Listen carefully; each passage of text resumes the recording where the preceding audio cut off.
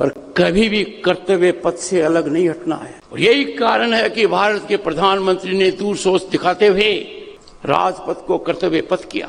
मैं क्यों कह रहा हूं? हाल के कुछ दिनों में घटनाक्रम हुआ है जिस पर मैंने वक्तव्य भी दिया, आपके प्रांत से भी जुड़ा हुआ है। पर मैं आपको याद दिलाना चाहूंगा, 60 वर्ष पहले इसी प्रांत के अंदर सबसे बड़ा टकराव विधायिका और न्यायपालिका में हुआ। आप सभी उसके बारे में जानकारी रखते हैं। It is our bounded duty to ensure our constitutional institutions have respect for one another, and the respect arises when institutions confine to their own area. When institutions respect one another, our constitution does not envisage confrontation amongst institutions. Constitution wants coordination, collaboration, discussion, deliberation, dialogue. दोस्तों, कुछ दिन पहले vice president Dhankhar ने supreme court and judiciary पर direct आक्षेप लगाया था कि वो ओवररीच कर रहे हैं और लेजिस्लेचर के फंक्शनिंग में टांग अड़ा रहे हैं और अपने आप को सुपीरियर बनाने की कोशिश कर रहे हैं। एंड इस पर बहुत सारे डिस्कशंस हुए पूरे पार्लियामेंट में, पॉलिटिकल महकमे में, जुडिशियरी में, मीडिया में भी। एंड ऐसा लगा जैसे वाइस प्रेसिडेंट धनखड़ ने कोई क्राइम कर दिया। लेकिन आपको याद दिला दूं, वाइस प्रेसिडेंट धनखड़ 4 डिकेड से वकील रहे हैं एंड सीनियर वकील रहे हैं। एंड उनको भारत के constitution as well as judiciary and legal functioning का पूरा ज्ञान है। बतौर गवर्नर एंड वाइस प्रेसिडेंट उन्होंने बहुत सारे ऐसे काम किए हैं जो भारत कि संविधान को ताक पर नहीं रखा गया है, जबकि उसको प्रोटेक्ट करने की कोशिश की गई है। मित्रों, ये आपको बता दूं, वाइस प्रेसिडेंट धनखड़ अभी रिसेंटली फिर उत्तर प्रदेश में किसी पब्लिक फंक्शन में गए थे जहां पर मुख्यमंत्री आदित्यनाथ भी थे और वहां की गवर्नर भी मौजूद थे। एंड उसी फंक्शन में उन्होंने फिर से दोहराया कि जुडिशियरी को ओवर रीच नहीं करना चाहिए। उन्होंने ये भी कहा कि जुडिशियरी का डीप रिगार्ड है, और लेकिन जुडिशियरी का डीप रिगार्ड का मतलब ये नहीं है कि जुडिशियरी ओवर रीच करने लगे। मतलब ये न तो लेजिस्लेचर ऊपर है, न जुडिशियरी ऊपर है, सबसे ऊपर है कॉन्स्टिट्यूशन। कॉन्स्टिट्यूशन जो हमें कहता है उसको फॉलो करना चाहिए, और कॉन्स्टिट्यूशन ने बैलेंस ऑफ पावर रखा हुआ है। जुडिशियरी को कोई राइट नहीं है लॉ बनाने का, उसका काम है लॉ को इंटरप्रेट करने का।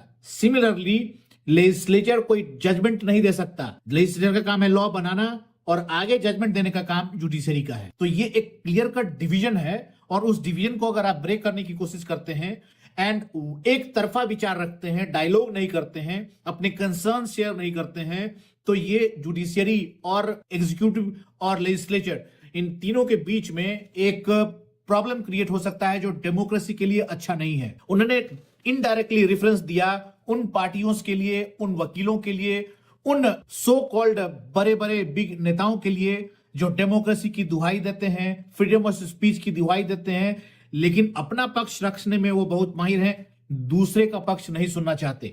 दूसरा अगर कोई पक्ष देने लगता है तो उसे अनकॉन्स्टिट्यूशनल और बहुत सारे लांछन देकर उनको चुप कराने की कोशिश की जाती है। जैसा कि अभी रिसेंटली हुआ जब वाइस प्रेसिडेंट धनखड़ ने यह सवाल उठाया आर्टिकल 342 का, जिसके तहत power of separation of power की बात की गई है, और यह भी कहा गया है कि भाई जुडिशियरी अपना काम करे और लेजिस्लेचर अपना काम करे। लेजिस्लेचर इंटरफेयर नहीं करेगा उनके काम में, और वो भी लेजिस्लेचर के काम में इंटरफेयर ना करें। एंड दैट मीन्स जो गवर्नर हैं या जो प्रेसिडेंट हैं उसको इंस्ट्रक्ट करने का, डायरेक्शन देने का जुडिशियरी के पास कोई पावर नहीं है। उन्होंने ये भी याद दिलाया कि बतौर एमपी या बतौर जजेस उन लोगों को ओथ जब दिया जाता है तो ओथ में भी लिखा होता है कि भाई हम कॉन्स्टिट्यूशन को अपहोल्ड करेंगे, मतलब जो कुछ भी कॉन्स्टिट्यूशन में लिखा गया है उसको वैल्यू को हम मानेंगे।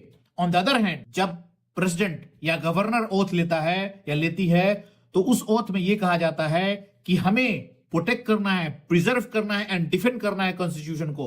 ये उनका ओथ होता है। तो ऐसी स्थिति में ये जब ओथ ले रहे हैं उस समय भी ये डिफाइन किया गया है कि president as well as governor के पास हेडशिप है, पावर है। गवर्नर स्टेट का हेड है एंड प्रेसिडेंट वो भारत का हेड है। और ऐसी स्थिति में हेड्स को अगर जुडिशरी इंस्ट्रक्शन देने लगे और वो हेड और वो पार्लियामेंट जिसको 140 करोड़ जनता इलेक्ट करके भेजती है, जिसके बेसिस पर डेमोक्रेसी टिका हुआ है, उस डेमोक्रेसी में बनाए गए लॉज को अगर जुडिशियरी लॉ बनाने लगेगी एंड उसको खारिज करने लगेगी तो इंडियन कॉन्स्टिट्यूशन के लिए अच्छा नहीं होगा, इंडियन डेमोक्रेसी के लिए अच्छा नहीं होगा।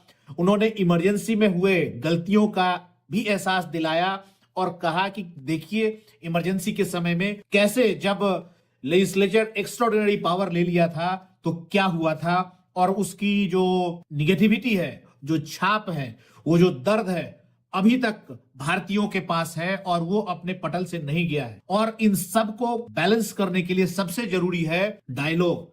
और जब डायलॉग नहीं होता और सिर्फ एक तरफा ऑर्डर दिया जाता है या प्रोनाउंस कर दिया जाता है, तो उस समय डेमोक्रेसी नहीं रहता, वो एक ऑटोक्रेटिक मूवमेंट की तरफ चला जाता है। और डेमोक्रेटिक फंक्शनिंग के लिए बहुत जरूरी है कि भारत में डायलॉग हो, बैलेंस ऑफ पावर हो। मित्रों, ये मैंने पूरे रिकॉर्ड जो वाइस प्रेसिडेंट धनखड़ का, उसका हाईलाइट तैयार किया है। आप उसको देखें पूरे डिटेल में और अपने विचार और कमेंट देना ना भूलें। आपने समय दिया उसके लिए बहुत बहुत धन्यवाद। मित्रों, हमारे चैनल कानून प्लस को जरूर सब्सक्राइब करें एंड अपने विचार कमेंट बॉक्स में देना ना भूलें। धन्यवाद मित्रों। Hope to see you again. Adios. और इसीलिए मैं कहता हूं, आज के दिन India is bubbling with hope and possibility. समुद्र की गहराइयों में जाइए, समुद्र के तट पर जाइए, जमीन पर देखिए, जमीन के नीचे देखिए, आसमान में देखिए, अंतरिक्ष में देखिए। The rise of Bharat is phenomenal. ऐसे मौके में चुनौतियां आएंगी, पर उन चुनौतियों से पलायन नहीं करना चाहिए। ये लोग कहते हैं कई बार, पब्लिक मेमोरी शॉर्ट, और सोचते हैं कि समय के साथ बात आई गई हो जाएगी। ऐसा होता नहीं है। क्या हम इमरजेंसी को भूल गए? समय तो बहुत निकल गया है। इमरजेंसी की काली छाया आज भी हमको नजर आती है। Darkest period of Indian history, where legs were put behind the bars, access to judiciary was negative. मौलिक अधिकारों का दूर दूर तक कोई नाम नहीं रहा, लाखों लोग जेल में चले गए। हम नहीं भूले। उसी तरीके से हाल में जो पीड़ादायक घटना हुई है, मैं मानकर चलता हूं, मेरा दृढ़ मत है, हम इसमें विश्वास करना पड़ेगा कि every person is innocent. Innocence has a premium value in democracy. तो हमारे वेदों का जो दर्शन है अनंतवाद, वो खत्म हो जाएगा और उसके बाद उपज होगा अहम और अहंकार। अहम और अहंकार व्यक्ति और संस्था के लिए घातक है। भारत दुनिया का सबसे बड़ा लोकतंत्र है, सबसे पुराना लोकतंत्र है। हमारी सांस्कृतिक विरासत बेमिसाल है।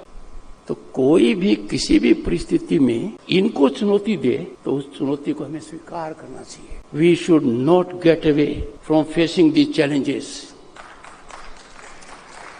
Any other step, expedient, escapist, opportunistic, is reflective of cowardice. और मैं इसलिए कहता हूं कि आपका प्रांत देश को डिफाइन करता है दो बातों में। 8 साल पहले आपके प्रांत की परिभाषा क्या थी? I am rising above politics. I am not a stakeholder in politics, but I am a stakeholder, a citizen of this country in governance. क्या परिवर्तन आ गया? Law and order, the highest category of it has become order of the day. पर कभी भी कर्तव्य पथ से अलग नहीं हटना है। और यही कारण है कि भारत के प्रधानमंत्री ने दूर सोच दिखाते हुए राजपथ को कर्तव्य पथ किया। मैं क्यों कह रहा हूं? हाल के कुछ दिनों में घटनाक्रम हुआ है जिस पर मैंने वक्तव्य भी दिया, आपके प्रांत से भी जुड़ा हुआ है। पर मैं आपको याद दिलाना चाहूंगा, 60 वर्ष पहले इसी प्रांत के अंदर सबसे बड़ा टकराव विधायिका और न्यायपालिका में हुआ। आप सभी उसके बारे में जानकारी रखते हैं। It is our bounded duty to ensure our constitutional institutions have respect for one another, and the respect arises when institutions confined to their own area. When institutions respect one another, our constitution does not envisage confrontation amongst institutions. Constitution wants coordination, collaboration, discussion, deliberation, dialogue. Innocence has a premium value in democracy. पर कोई भी अपराध हो, कानून के हिसाब से उसका निपटारा होना चाहिए। जो अपराध आम आदमी के मानस को छूता हो, उस पर पर्दा नहीं डाला जा सकता। मैंने इस बात को कहा है। कुछ लोगों ने मुझे कहा कि आप इस विषय पर इतने बेबाक क्यों? मुझे बड़ी प्रेरणा मिली महामहिम राज्यपाल की पुस्तिका से, और मैंने कहा चुनौतियां मुझे पसंद है और संवैधानिक दायित्व निर्वहन करने के अंदर कोई भी कोताही हमें स्वीकार नहीं है। एक बहुत बड़ी बात कही गई जो हम सबके लिए बहुत जरूरी है। हम अपने आप को प्रजातंत्र क्यों कहते हैं? आर्थिक उन्नति, संस्थागत ढांचे में विकास, तकनीक का प्रचलन महत्वपूर्ण है। ये भी है खाद्य सुरक्षा। पर democracy is defined by expression and dialogue. अभिव्यक्ति और वाद विवाद ही डेमोक्रेसी है।